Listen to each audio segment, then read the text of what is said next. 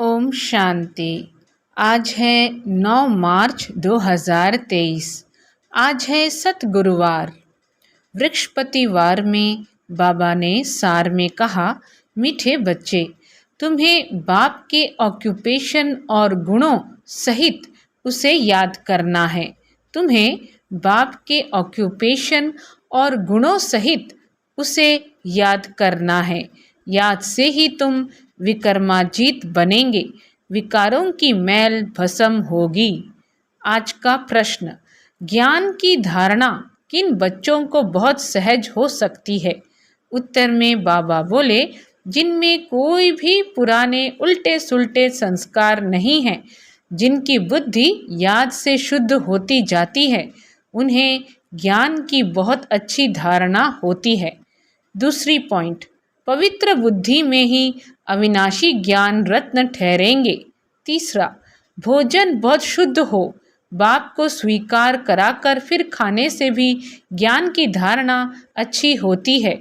ज्ञान को धारण करते करते तुम मुरलीधर बन जाते हो। आज का गीत तुम्हारे बुलाने को जी चाहता है। ओम शांति। आत्मा परमात्मा को बुलाती है। सिर्फ आत्मा कहें तो कहेंगे, आत्मा तो वाणी से परे है। इसलिए कहते हैं जीवात्मा परमात्मा को बुलाती है। भक्तों की बुद्धि परमात्मा के बारे में कहाँ कहाँ जाती है, कुछ भी मनुष्य समझते नहीं, क्योंकि वह समझते हैं परमात्मा सर्वव्यापी है, तो बुद्धि कहाँ जाए। सर्वव्यापी समझने के कारण कहेंगे सब भगवान के रूप हैं।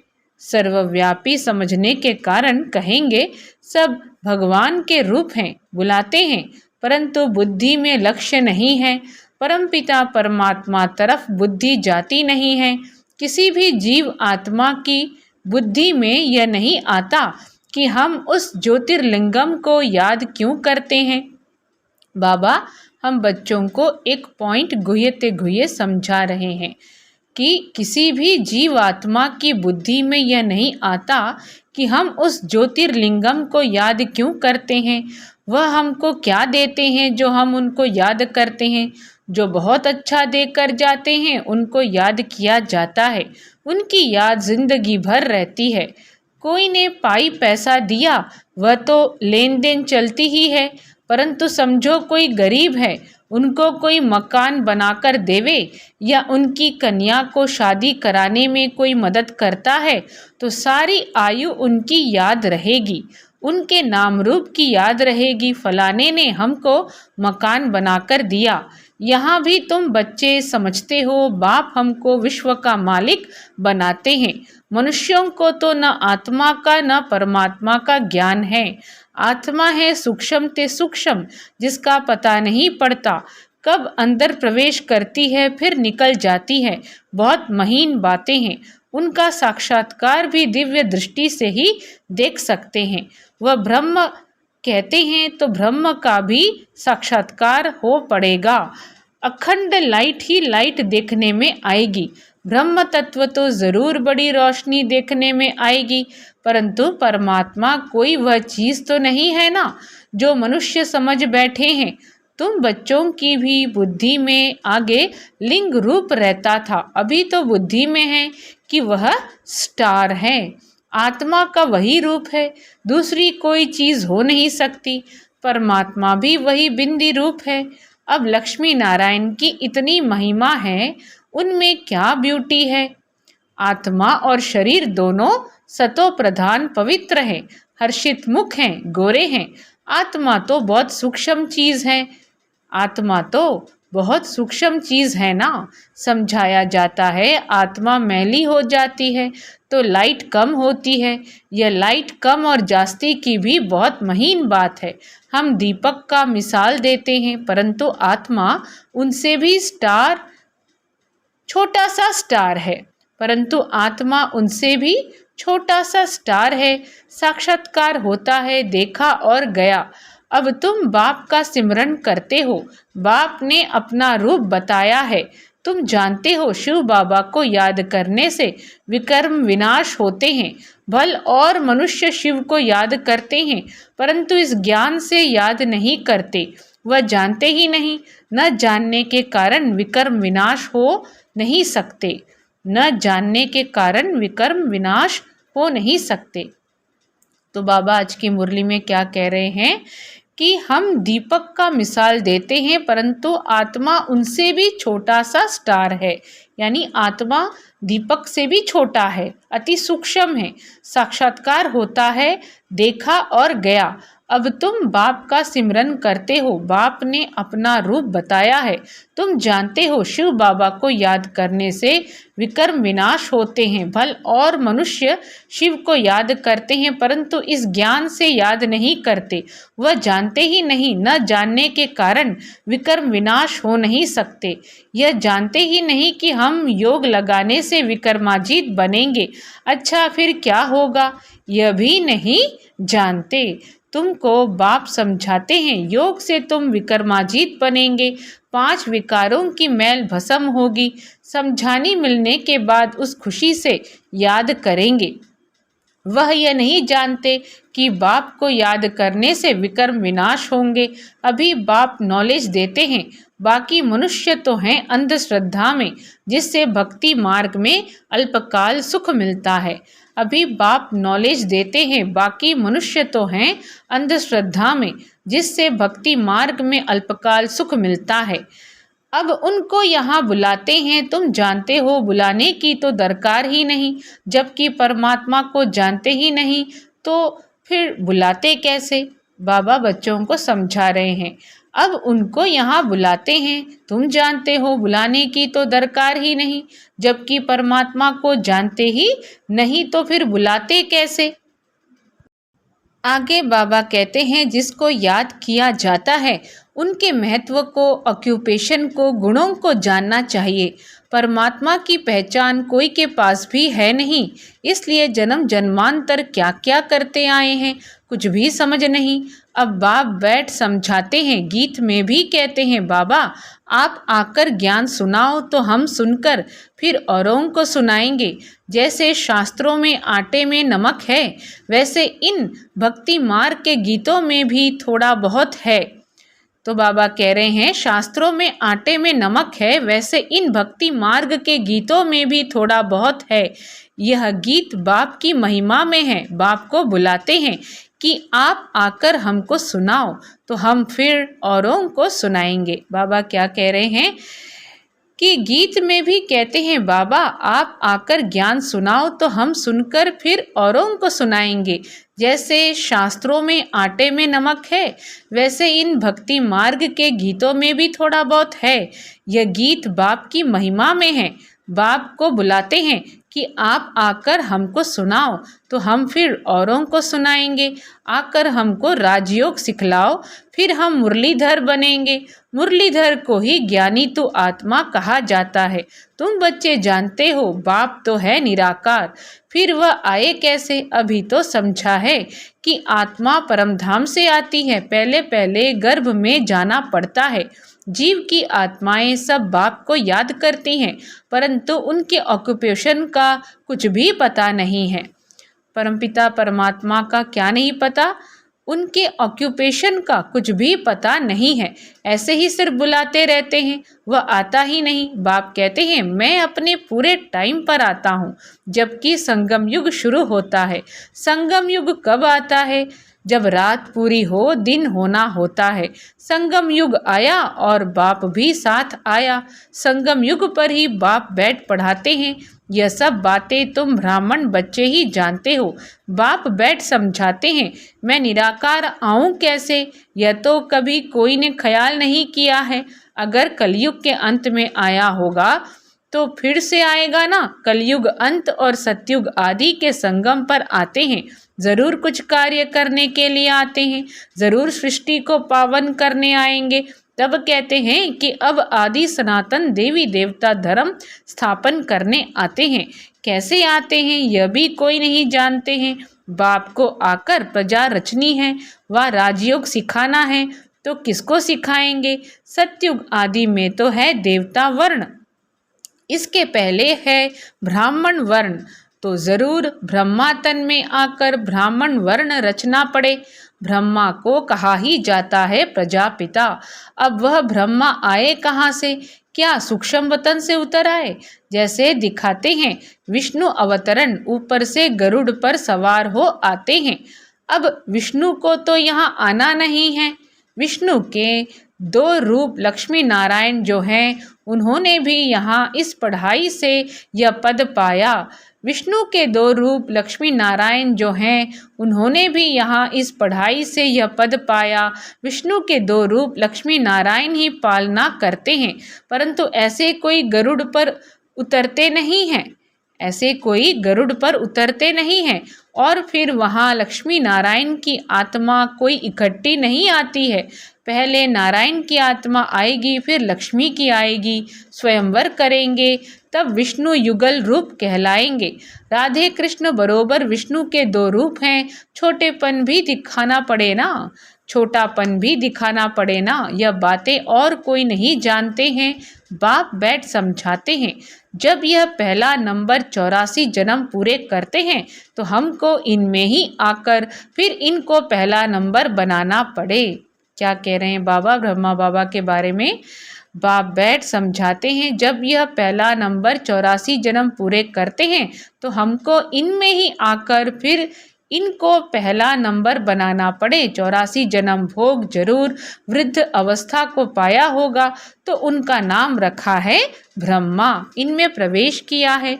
अब तुम बच्चे समझते हो मनुष्य सृष्टि कैसे और कब रचते हैं, इस बात का और कोई मनुष्य को ज्ञान हो न सके। मनुष्य जब कोई अच्छी नई चीज़ की इन्वेंशन निकालते हैं तो गवर्नमेंट के पास जाते हैं, फिर वह उसको वृद्धि में लाने में मदद करती है। यह भी ज्ञान ऐसे है, पहले पहले बाप आया, इसमें प्रवेश हुआ, इनमें बैठ ज्ञान दिया। पहले थोड़ा थोड़ा था, अब वृद्धि को पाता जाता है। कितनी गुह्यते गुह्य बातें तुम सुन रहे हो, कितनी गुह्यते गुह्य बातें तुम सुन रहे हो। पहले हल्का ज्ञान था, अब गहरा मिलता जाता है, परंतु आत्मा में पुराने उल्टे सुल्टे भक्ति के संस्कार जो हैं वह जब निकलें तब ज्ञान की धारणा हो, योग हो, तब विकर्म विनाश होते जाएं और बुद्धि शुद्ध होती जाए। पहले थोड़ा भी ज्ञान सुनने से कितना नशा चढ़ा और भागे, फिर कितने टूट भी पड़े, माया भी हैरान कर देती है। अब ब्रह्मा के बच्चे वह हो गए ब्रह्मा कुमार और कुमारियाँ, यह पूरी रीति समझाना है, नहीं तो मनुष्य डरते हैं। अब बाप को तो ज़रूर ब्रह्मा का शरीर लेना पड़े, सो भी बड़ा चाहिए। छोटे बच्चे में प्रवेश करेंगे क्या? कहते हैं बहुत जन्मों के अंत के जन्म के अंत में आता हूँ। इसने बहुत शास्त्र पढ़े हैं, गुरु किए हैं, तो अनुभवी होगा ना। बाप कहते हैं मैं वानप्रस्थ अवस्था में आता हूँ, शास्त्र आदि पढ़े हैं, तब तो समझा सकते हैं। अब तुम बच्चे जानते हो कैसे बाबा आता है और आकर मनुष्य से देवता बनाते हैं, अर्थात पुरानी दुनिया को नया बनाते हैं। तुमको अभी नया बना रहे हैं। इस पुराने तन में राजयोग सीख फिर सत्युगी नया शरीर जाकर लेंगे। बाबा कह रहे हैं इस पुराने तन में राजयोग सीख फिर सत्युगी नया शरीर जाकर लेंगे, फिर देवी देवता कहलाएंगे। वहाँ माया होती नहीं, यह तुम समझा सकते हो कि हम ब्रह्मा कुमार कुमारियाँ हैं। ब्रह्मा को प्रजापिता कहा जाता है। यह तो सब मानेंगे कि भगवान ने आदम बीबी ब्रह्मा सरस्वती द्वारा रचना रची है। गीता में कहते हैं मैं राजाओं का राजा बनाता हूँ, शूद्र से ब्राह्मण बनाकर ज्ञान अमृत पिलाए, असुर से देवता बनाते हैं। भल यह लिखा हुआ है, परंतु पहले शूद्र वर्ण से ब्राह्मण वर्ण में लाते हैं। तो तुम समझा सकते हो हम ब्रह्मा कुमार कुमारी हैं, ब्रह्मा है प्रजापिता। वास्तव में ब्रह्मा की संतान तुम भी हो। ब्राह्मणों की शुरुआत संगम पर ही होती है, माना हम ब्राह्मणों की शुरुआत कहाँ होती है? संगम पर। ब्रह्मा द्वारा हम ब्राह्मण पढ़ते हैं, रुद्र ज्ञान यज्ञ की संभाल करते हैं, हम अपने विकारों की आहुति देते हैं। यज्ञ में सब कुछ स्वाहा किया जाता है ना, तो हम रुद्र ज्ञान यज्ञ में और कोई किचड़ा नहीं डालते, अपने पापों को स्वाहा करते हैं। कोई आग आदि तो जलाई नहीं जाती, न कोई आवाज़ आदि ही करते हैं। वह तो कितना आवाज़ करते हैं, स्वाहा स्वाहा। हम तो योग में रहते हैं, कोई आवाज़ नहीं, चुप। योग अग्नि से पाप भस्म हो जाते हैं। इस रुद्र ज्ञान यज्ञ में योग अग्नि से हम अपने 5 विकारों को स्वाहा करते हैं तो पाप भस्म हो जाते हैं। ब्रह्मा की बेटी सरस्वती भी गाई हुई है, जिसको जगत अम्बा कहते हैं। ब्रह्मा की बेटी का नाम सरस्वती और उनका दूसरा नाम क्या है? जगत अम्बा। उनसे सब कामनाएं पूरी होती हैं। वह अम्बा फिर लक्ष्मी बनती है। बच्चों को पॉइंट्स तो बहुत समझाई जाती हैं। धारणा भी होना, धारणा तब हो जब योग में रहें, फिर विकर्म भी विनाश हो। बुद्धि पवित्र नहीं होगी तो अविनाशी ज्ञान रत्न ठहरेंगे नहीं। बच्चों को समझाया है कि पहले भोग लगाकर फिर खाया जाता है, क्योंकि उनका ही सब दिया हुआ है, उनका ही सब दिया हुआ है, यानी परमात्मा सब कुछ देते हैं। तो फिर पहले उनको याद कर भोग लगाते हैं, आह्वान किया जाता है, फिर जैसे कि साथ में मिलकर खाते हैं। बाबा तो है संपूर्ण पवित्र, हम हैं जैसे भीलनियाँ। हम याद करते हैं तो क्या बाबा हमारे साथ बैठ खा सकता है? हम अपने को संपूर्ण पवित्र तो कह नहीं सकते। बाबा कह रहे हैं हम हैं जैसे भीलनियाँ। हम याद करते हैं तो क्या बाबा हमारे साथ बैठ खा सकता है? हम अपने को संपूर्ण पवित्र तो कह नहीं सकते, तो हम भीलनियों के साथ वह खाएंगे। फिर वासना ले लेते हैं। वासना लेना कोई खाना तो नहीं हुआ ना, खुशबू ले लेते हैं। हाँ, कोई 75% धारणा करने वाले अच्छे बच्चे भोजन बनाकर बाबा को खिलाएं तो वासना लायक भी हो, क्योंकि बाबा है बिल्कुल शुद्ध। क्या कह रहे बाबा? हाँ, कोई 75% धारणा करने वाले अच्छे बच्चे भोजन बनाकर बाबा को खिलाएं तो वासना लायक भी हो, क्योंकि बाबा है बिल्कुल शुद्ध। वह हम पतित के साथ खाए यह लॉ नहीं कहता। वह हम पतित के साथ खाए यह लॉ नहीं कहता।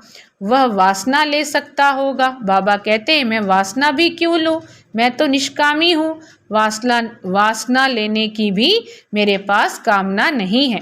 क्या कहा बाबा ने? कि वासना लेने की भी मेरे पास कामना नहीं है।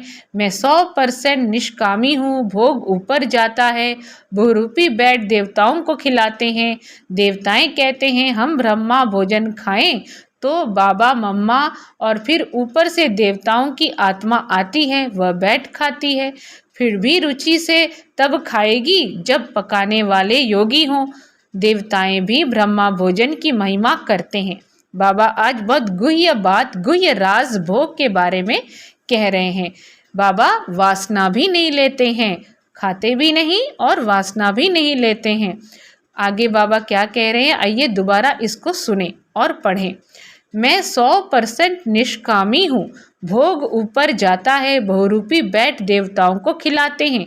देवताएं चाहते हैं हम ब्रह्मा भोजन खाएं तो बाबा मम्मा और फिर ऊपर से देवताओं की आत्मा आती है, वह बैठ खाती है। फिर भी रुचि से तब खाएगी जब पकाने वाले योगी हों। देवताएं भी ब्रह्मा भोजन की महिमा करते हैं। बाप तो कहते हैं मैं आया हुआ हूँ तुम्हारी सर्विस करने। हम तो तुम्हारा पूरा निष्कामी सर्वेंट हूँ। तुम भल 36 प्रकार के तो क्या 108 प्रकार का भोग लगाओ। भक्तों ने ही भोग लगाया और भक्तों ने ही बांटकर खाया। भगवान निष्कामी हैं तो भी ऑफर करना चाहिए। बड़े राजाएं आदि कभी हाथ में नहीं लेते हैं, उनमें भी किस्म किस्म के होते हैं, कोई ले भी लेते हैं। बाबा का राजाओं आदि से कनेक्शन रहा है ना, तो हम बाबा को भोग लगाते हैं। कामना है कि हम बाबा से विश्व का मालिक बनने राजाई लेवें। वह तो है ही दाता। वह क्या है, कौन है? वह है दाता। यह सारी सूक्ष्म बातें हैं। भोग कहाँ लेने ही जाते हैं, यहाँ ही बैठ वैकुंठ का साक्षात्कार करते हैं। यहाँ से जैसे कि गुम है, यहाँ से जैसे कि गुम हैं। अच्छा, मीठे मीठे सिखी लधे बच्चों प्रति माता पिता बाप दादा का याद प्यार और गुड मॉर्निंग। रूहानी बाप की रूहानी बच्चों को नमस्ते। हम रूहानी बच्चों की रूहानी बाबा को याद प्यार और नमस्ते। आज की धारणाएं। बाप भल निष्कामी है, लेकिन भोजन का भोग जरूर लगाना है। बहुत शुद्धि से भोजन बनाकर बाबा के साथ बैठकर खाना है। इस रुद्र यज्ञ में योग बल से अपने पाप स्वाहा करने हैं। आवाज में नहीं आना है, चुप रहना है। बुद्धि को योग बल से पवित्र बनाना है। वरदान है न्यारे और प्यारेपन की विशेषता द्वारा बाप के प्रिय बनने वाले निरंतर योगी भव। न्यारे और प्यारेपन की विशेषता द्वारा बाप के प्रिय बनने वाले निरंतर योगी भव। विस्तार में बाबा बोले, मैं बाप का कितना प्यारा हूँ, इसका हिसाब न्यारेपन से लगा सकते हो। अगर थोड़ा न्यारे हैं, बाकी फंस जाते हैं, तो प्यारे भी इतने होंगे। जो सदा बाप के प्यारे हैं उसकी निशानी है स्वतः याद, यानी जो बाबा को याद करते हैं वो बाप के प्यारे होते हैं। माना जो सदा बाप के प्यारे हैं उसकी निशानी है स्वतः याद। प्यारी चीज़ स्वतः और निरंतर याद रहती है, तो यह कल्प कल्प की प्रिय चीज़ है। ऐसी प्रिय वस्तु भूल कैसे सकते? भूलते तब हो जब बाप से भी अधिक कोई व्यक्ति या वस्तु को प्रिय समझने लगते हो। अगर सदा बाप को प्रिय समझो तो निरंतर योगी बन जाएंगे। स्लोगन है, जो अपने नाम मान और शान का त्याग कर बेहद सेवा में रहते हैं वही परोपकारी हैं। जो अपने नाम मान और शान का त्याग कर बेहद सेवा में रहते हैं वही परोपकारी हैं। अच्छा, सभी को ओम शांति।